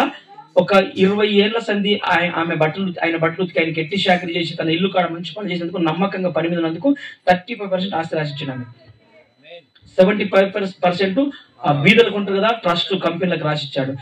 అందుకే మంచి బట్టలు వేసుకుంటే మంచి పేరు రాదండి, మంచి పనులు చేస్తే మంచి పేరు వస్తుంది. స్తోత్రం చెప్తారా? మంచి బట్టలు వేసుకుంటే మంచి పేరు రాదు, మంచి పనులు చేస్తే మంచి పేరు వస్తుంది. ఈ బట్టలు చేసే పని మార్చిపోతాయి, కానీ నువ్వు చేసిన పని ఎప్పుడు మార్చిపోదు. కాబట్టి నువ్వు మంచి పని, ఇప్పుడు రతన్ టాటా గురించి చెప్పుకుంటున్నామంటే, కోల్గేట్ కంపెనీ అధినేత గురించి చెప్పుకుంటున్నామంటే, ఒకప్పుడు వాళ్ళు ధారాళంగా దేవునికి ఇచ్చారు. ఒకప్పుడు అపోస్తులైన కార్యాలు చూస్తాను కాబట్టి ప్రాణాలు సైతం లెక్క చేయకుండా, సువార్త కొరకు తన ప్రాణాలు సైతం లెక్క చేయకుండా చంపబడ్డారు, కొట్టబడ్డారు, రంపెతో కోయబడ్డారు వాళ్ళు. ఈరోజు దేవుని కొరకు నువ్వేం చేసినావు? ఒకసారి నువ్వు ప్రశ్నించుకుంటావా? ఏం చేసినావు? దేవుని కొరకు నీ కానుక సమర్పించలేకపోయావు, నువ్వు సమర్పణగా ఇవ్వలేకపోతున్నావు. కనీసము ఆయన చేసిన ఉపకారంలో ఒక్కటన్నా నువ్వు ఒక నలుగురికి సువార్త చెప్పలేకపోతున్నావు, కనీసం దేవునికి సమయం ఇవ్వలేకపోతున్నావు. ఈ నూతన సంవత్సరంలో కష్టపడే ప్రతి ఒక్కరు దేవుని మందిరం తీసుకొచ్చిన మన దగ్గర తీసుకొని ఉన్నారు ఎవరైనా? లేరు. ఎందుకు తెలుసా? ఉంటే దేవుడు దీవించును గాక. ఎందుకంటే నీకు ఇచ్చింది ఎందుకు తెలుసా? నువ్వు ఇతరులకు ఇస్తావని నీకు దేవుడు ఇచ్చాడు. నీకు ఎందుకు ఇస్తుంది తెలుసా? నువ్వు ఇచ్చే మనిషి నీకు ఉన్నదని నీకు ఇచ్చాడు, కానీ నువ్వు దాన్ని మరుగుపరుస్తున్నావు. కాబట్టి అది ఎన్నటికీ నీకు క్షేమం కాదని ప్రభు ఈరోజు మనతో మాట్లాడుతున్నాడు. కాబట్టి దయచేసి మీరు ఒక మాట గుర్తుపెట్టుకోండి, దేవునికి స్తుతులు చెల్లించాలి అంటే నీకు ప్రాణం ఉంటే సరిపోతుంది. నీకు ఆస్తులు అంతాస్తులు ఏమీ అవసరం, నీవు ఉన్న మానన ప్రభును ఘనపరిస్తే చాలు, ఆరాధిస్తే చాలు తండ్రి. అందుకే ఎంతో మంది భక్తులు బైబిల్ మీరు చూసుకోండి, నేను సమయం లేదు కాబట్టి ముగించినాను. ఎంతో మంది భక్తులను మీరు తీసుకోండి, ఎంతగానో ప్రాణం పెట్టేందుకు ప్రభును స్తుతించాలి. ప్రాణం పోతున్న సైతం లెక్క చేయకుండా ప్రభు కొరకు ఎన్నో స్థిర ఆస్తులు అమ్మి అపోస్తల పాదాల చెంత పెట్టారు. ప్రభు కొరకు ఎన్నో విడిచిపెట్టుకున్నారు. పౌలు అయితే అంటాడు ఒక మాట, నేను సమస్తాన్ని పెంటతో సమానంగా ఎంచుకున్నాను, సమస్తము నష్టంగా ఎంచుకున్నాను అన్నాడు. ఎంత గొప్ప మహారాజులండి వీళ్ళు, ఎంత త్యాగశీలండి వీళ్ళు దేవుని కొరకు. ఈరోజు నువ్వు ఏమి అప్పచెప్పుకుని కనీసం అంటున్నాడు, నిన్ను నువ్వైనా సమర్పించుకుంటాడు. మధ్యాహ్న కాల సమయంలో కనీసం నీ ఆస్తులు అంతస్తులు ఇవ్వకుండా పర్లేదు, కానీ నిన్ను నువ్వు ఒక కానుకగా సమర్పించుకుంటున్నాడు రోమ గ్రంథకర్తతో. మరి సమర్పించుకుంటావా? సమర్పించుకుంటే నాతో కలిసి ప్రాణం చేయగలవా? ఈ నూతన సంవత్సరం శుభాకాంక్షలుగా, నూతన సంవత్సరం కొత్త సంవత్సరంలో అడుగుపెట్టి నువ్వు ఇప్పటికి 7 రోజులు కావస్తుంది. మరి నిన్ను ఒకసారి సమర్పించుకుంటావా దేవునికి? సజీవ యాగముగా నిన్ను ఒకసారి దేవునికి సమర్పించుకుంటావా? నువ్వు సమర్పించుకుంటే నాతో కలిసి ప్రార్థన చేయగలవా? దేవా, ఒకసారి నన్ను జ్ఞాపకం చేసుకొని ప్రార్థించగలవా? స్తోత్ర స్తోత్ర, హల్లెలూయా. పరిశుద్ధుడా, ఈరోజు తండ్రి దావీదు నిన్ను స్తుతించాడయ్యా. దావీదు నిన్ను స్తుతించాడు, దావీదు నిన్ను స్తుతించాడయ్యా. తన బ్రతుకులో ఎలా జీవించాలో తెలియని పరిస్థితిలో, ఎలా నడుచుకోవాలో అలాంటి పరిస్థితిలో దావీదు నిన్ను స్తుతించాడు, నిన్ను ఆరాధించాడయ్యా. గొప్పగా నిలబెట్టావు మహారథుని. అయ్యా దేవుడు నిన్ను గొప్పగా నిలబెట్టున్నాడు ప్రభువా. కానీ ఈరోజు నిన్ను నన్ను సజీవ లెక్క నిలబెట్టాడు దేవుడు. తమ్ముడా, సహోదరి, సహోదరుడా, ఓ తల్లి, ఓ తండ్రి, ఒక 3 మాటలు నేర్చుకున్నాం. మొదటిగా ఆయన చేసిన ఉపకారం దేన్ని మరవకమన్నాడు. మరుస్తున్నావా? స్తుతిస్తున్నావా? రెండోది అర్పణలు అర్పించమన్నాడు. ఆయన మందిరంలోకి వచ్చినప్పుడు అర్పణలు తీసుకుని రండి అన్నాడు. నువ్వు కష్టపడ్డ ప్రతి దానిలో ఆ అర్పణలు తీసుకొని రమ్మన్నాడు. మూడోదిగా రోమ గ్రంథకర్తతో మాట్లాడుతున్నాడు. నిన్ను నువ్వే ఒక కానుకగా సమర్పించుకోమన్నాడు. సజీవ యాగముగా 12:1 సమర్పించుకోమన్నాడు. నువ్వు దేనికి ఒకటి వేయబోతున్నావు? ఈరోజు దేనికి కట్టుబడబోతున్నావు? దేవుడితో మాట్లాడిన ఆశ కలిగి ఉన్నాడు, నీతో మాట్లాడి ఉన్నాడు. ఆయన చేసిన ఏ చిన్న పనికైనా నువ్వు కృతజ్ఞుడై ఉండాలని, నువ్వు ఆశ కలిగి ఉండాలని దేవుడి 2025లో ఏ యోగ్యత లేనప్పటికీ, ఏ అర్హత లేనప్పటికీ నిన్ను బ్రతికించున్నాడు, నన్ను బ్రతికించున్నాడు.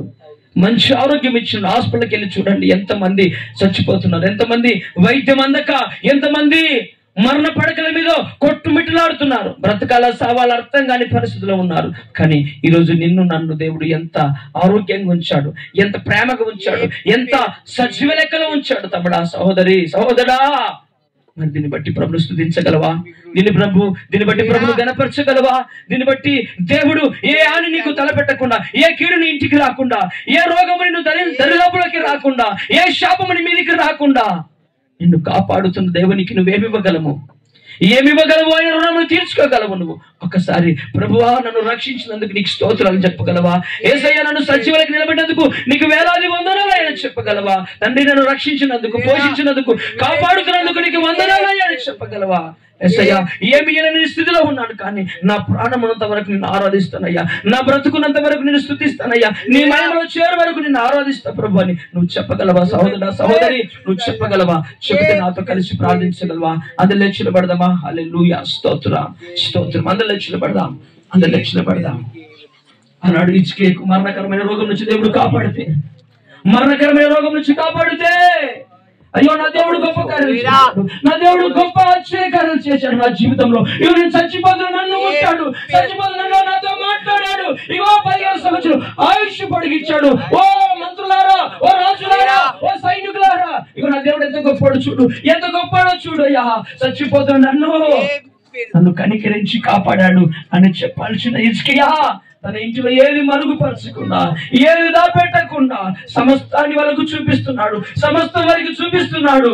కానీ దేవుడు అంటున్నాడు, హిజ్కియా యెహోవా నీతో మాట్లాడుతున్నాడు, ఈ వచ్చే ఏటకల్లా నీ ఇంట్లో ఏది ఉండకుండా అది బబులోను రాజులు వచ్చి కొల్లగొట్టుకొని పోతారని వాక్యం సెలవిస్తా ఉంది. ఆ స్థితిలో నువ్వు నేను ఉండకుండా సహోదర, సహోదరి, దేవుడికి ఇచ్చిన దాంట్లో నమ్మకంగా ఉండి, దేవుడు నీకు ఎందుకు ఇచ్చాడంటే నీ మనసు ఎలాంటిదో గ్రహించడానికి ఇచ్చాడు. నీకు ఇంత ఆస్తి, ఇంత అంతస్తులు, ఇంత మంచి ఆరోగ్యం ఎందుకు ఇచ్చాడంటే మంచి ఆరోగ్యం పొందుకొని స్థుతిస్తామని, మంచి ఆరోగ్యం పొందుకొని ఆయాసపడి అనేక ప్రాంతాలు తిరిగి ఆయన రక్షణ గురించి మాటలు బోధిస్తామని నీకు ఆరోగ్యం ఇచ్చాడు. ఎందుకు ఆస్తి అంతస్తులు ఇచ్చాడు తెలుసా? నీవు నలుగురికి సేదపరుస్తావని, నలుగురికి సంఘంలో నిలబెట్టుకుంటామని, నీ ఇంటికి ఆశ్రయం ఇస్తామని, నీ ఇంటిలో నలుగురికి భోజనం పెడతామని, నీ ఇంటికి వచ్చిన వారికి కడుపు నిండా భోజనం పెట్టి అయ్యా చేతార కానుకిస్తావని, నీ సువార్త కొరకు నా వంతు కలిగి నేను ఇస్తున్నానని ఇస్తావని నీకు దేవుడు అనుగ్రహించున్నాడు. ఇప్పుడు నువ్వు దేవుని కొరకు ఏం చేస్తున్నావు ఒకసారి జ్ఞాపకం చేసుకో. మూడోదిగా నిన్ను నువ్వే ఒక కానుకగా సమర్పించుకో. నిన్ను నువ్వే ఒక కానుకగా సమర్పించుకో. ఈ రోజు అయ్యా నాతో ఏం లేదయ్యా, కానీ నేను సజీవ యాగంగా నీకు సమర్పించబడాలయ్యా, సజీవ యాగంగా నేను స్తుతించాలని ఒక మాట చెప్పగలవా? ఆనాడు దావీదుతో ఏమీ లేనప్పటికీ, ఏది లేనప్పటికీ ఆయన అరణ్యంలో తిరుగుతూ గొర్రెలు కాస్తూ యేసయ్యా నిన్ను ఆరాధించాలని, స్తుతించాలని 73 కీర్తనలు రాసి ప్రభు మనసును దోచుకున్నాడు. ప్రభులకే తండ్రిగా నిలబడ్డాడు, తండ్రికే నిలబడ్డాడు. ఆయన పరమ తండ్రికే తండ్రిగా నిలబడ్డాడంటే ఎంత గొప్ప మహనీయుడండి దావీదు, ఎంత గొప్ప ధీరుడండి దావీదు, ఎంత యుద్ధశీరుడండి. యెహోవా నా హృదయానుసారుడు, దావీదు నా హృదయానుసారుడని యెహోవా చెప్పడము అది ఎంత గొప్ప మాట అండి. ఈరోజు దేవుడు నిన్ను నన్ను బట్టి చెప్పగలడా? ఆనాడు అబ్రాహాముతో నా స్నేహితుడు అన్నాడు, ఈ రోజు దావీదుతో దేవుడు అంటున్నాడు నా హృదయానుసారుడు అన్నాడు. ఇప్పుడు నిన్ను నన్ను బట్టి దేవుడు ఏం చెప్పాలి ఒకసారి జ్ఞాపకం పెట్టుకో. హృదయానుసారుడు అనాలా, నా స్నేహితుడు అనాలా, నా కుమారుడు అనాలా, నా బిడ్డ అనాలా, నమ్మకమైన మంచి దాసుడు అనాలా? ఒకసారి నువ్వు జ్ఞాపకం చేసుకో సహోదరి. ఈ 2025 సంవత్సరంలో దేవుని కొరకు నేను నిలబడితే నేను దేవుడు దీవించును గాక, ఆశీర్వదించును గాక. కృతజ్ఞత కలిగి ఉంటావా? ఈ 2025 సంవత్సరంలో ఆయన మాట తప్పకుండా ఆయన సేవలో వాడబడుతూ నమ్మకంగా మానక ప్రతి ఆదివారం సంఘంలో నిలబడతావా? సంఘంలో ఆయన ఆరాధిస్తావా? నువ్వు కలిగినట్టు దేవునికి ఇచ్చే ప్రయత్నం చేస్తావా? నీకు ఒక కానుకగా దేవునికి సమర్పించుకుంటావా?